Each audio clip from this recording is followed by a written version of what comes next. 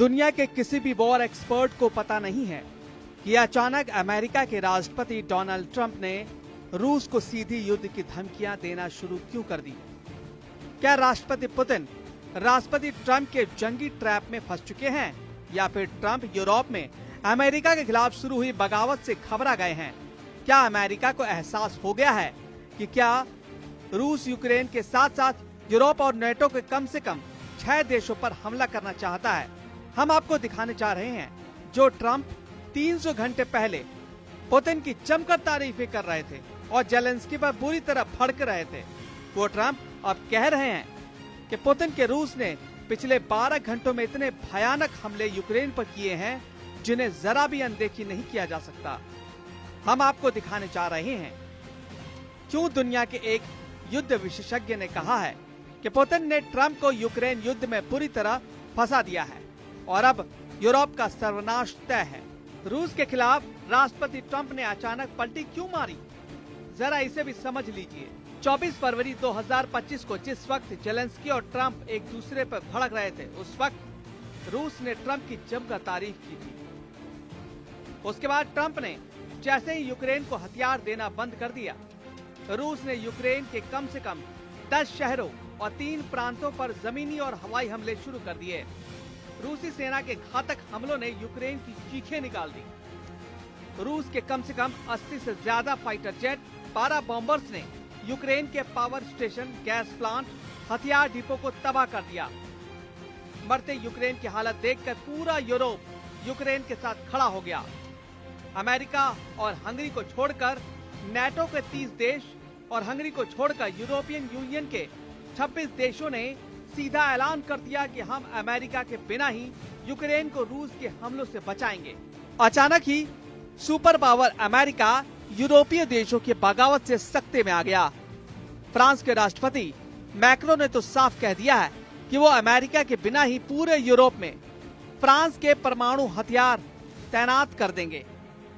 France के इस ऐलान से अमेरिका बैकफुट पर आ गया है। उसे लग रहा था कि यूरोपीय देश अमेरिका के बिना रूस के खिलाफ एकजुट नहीं हो पाएंगे। वहीं दूसरी तरफ पोलैंड के प्रधानमंत्री डोनाल्ड टस्क अमेरिका को औकात दिखाते हुए कहा कि यूरोप के देश अपने दम पर रूस को जंग हरा देंगे और यूक्रेन को युद्ध किसी भी कीमत पर हारने नहीं देंगे। जबकि ब्रिटेन के प्रधानमंत्री कीर स्टारमर ने अमेरिका पर भड़कते हुए कहा था कि हम अमेरिका के बिना भी यूक्रेन का जंग में साथ देंगे। इसके अलावा लंदन में हुई यूरोपीय यूनियन की मीटिंग में परमाणु तैयारियों के ऐलान से ट्रंप सख्ते में आ गए। वहीं बेल्जियम की राजधानी ब्रसेल्स में यूरोपियन यूनियन के 27 देशों ने स्काई शील्ड के तहत रूस के खिलाफ 120 से ज्यादा एडवांस जेट को जंग में उतारने का ऐलान कर दिया। महज 300 घंटे के अंदर ही ट्रंप को एहसास हो गया कि अगर अमेरिका की मदद के बिना रूस के खिलाफ पूरा यूरोप हमला करने लगा तो अमेरिका की ताकत दुनिया के सामने कुछ नहीं रह जाएगी। इसलिए अब ट्रंप गिरगिट की तरह रंग बदलते हुए पुतिन को धमकी दी है कि अगर रूस ने जल्दी यूक्रेन के साथ युद्ध विराम नहीं किया तो फिर अमेरिका रूस पर जबरदस्त पलटवार करेगा। बेशक ये रूस के लिए एक खतरा है। ट्रंप ने सोशल मीडिया प्लेटफॉर्म पर कहा है इस तथ्य के आधार पर कि रूस इस समय युद्ध के मैदान में यूक्रेन को बुरी तरह से पिटाई कर रहा है। मैं रूस के बड़े पैमाने पर बैंकिंग प्रतिबंध, टैरिफ लगाने पर गंभीरता से विचार कर रहा हूं, जब तक कि युद्ध विराम और शांति पर अंतिम समझौता नहीं हो जाता। ट्रंप ने आगे लिखा कि रूस और यूक्रेन इससे पहले कि बहुत दूर हो जाएं, अभी बातचीत के मेज पर आ जाइए। इधर दूसरी तरफ रूस ट्रंप की गीदड़ फपकी से बेखबर यूक्रेन को रोंदने में जुटा है। जो खबरें अब मिल रही हैं उसके मुताबिक रूसी सेना ने यूक्रेन के डोनेट्स्क क्षेत्र में 2 यूक्रेनी बस्तियों पर कब्जा कर लिया। सिवरस्क शहर के पास ट्रेनी और आगे दक्षिण में नेस्कुचने तक रूसी सेना का कब्जा हो चुका है। यहाँ तक कि पूरी यूक्रेन शहर पोक्रोवस्क के पास रूसी सेना को जबरदस्त बढ़त मिल चुकी है। हम आपको दिखाते हैं कि अचानक यूक्रेन पर तेज हुए हमलों से यूक्रेन के साथ साथ अमेरिका बुरी तरह से घबराया क्यों है। यूक्रेन वॉर जोन से जो खबरें आई और जो तस्वीरें आ रही हैं वो हैरान करने वाली है। यूक्रेनी वायुसेना ने खुद माना है कि रूस ने जमीन और हवा से भयंकर हमले पिछले 18 घंटों में किए हैं। यूक्रेनी वायुसेना के मुताबिक रूस यूक्रेन के अलग अलग इलाकों पर 261 हवाई हमले किए हैं, जिससे भारी तबाही हुई है। यूक्रेनी सेना के दावों के मुताबिक रूस ने हवाई हमले यूक्रेन पर 67 मिसाइलें दागी हैं। इसके अलावा रूसी सेना ने 5 घंटे के अंदर 194 आत्मघाती ड्रोन हमले किए हैं। पुतिन के बेहद करीबी और रूस के पूर्व राष्ट्रपति दिमित्री मेदवेदेव का दावा है कि भले ही ट्रंप और पुतिन के बीच युद्ध विराम को लेकर लंबी बातचीत हुई हो, लेकिन इससे रूस के मिशन और मकसद पर कोई असर नहीं पड़ेगा।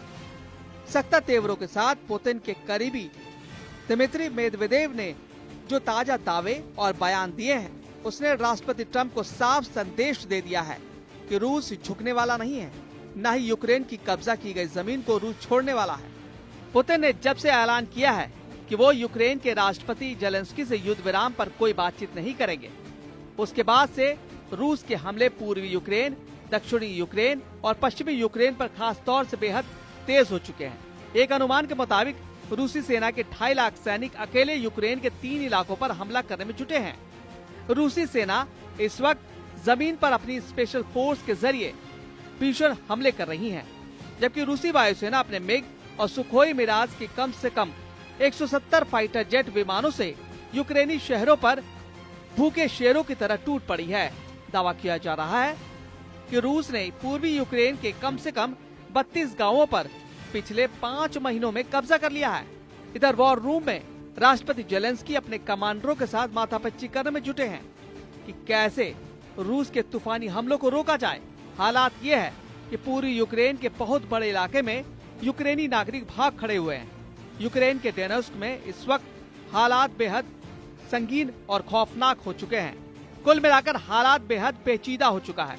जो अमेरिका रूस का सबसे भरोसेमंद दिख रहा था, वो अमेरिका यूरोप के दबाव में रूस से ही जंग करने को तैयार हो गया है। अब देखना होगा कि ऐसे हालात में पुतिन ट्रंप की जंगी बाजी को कैसे पलटते हैं।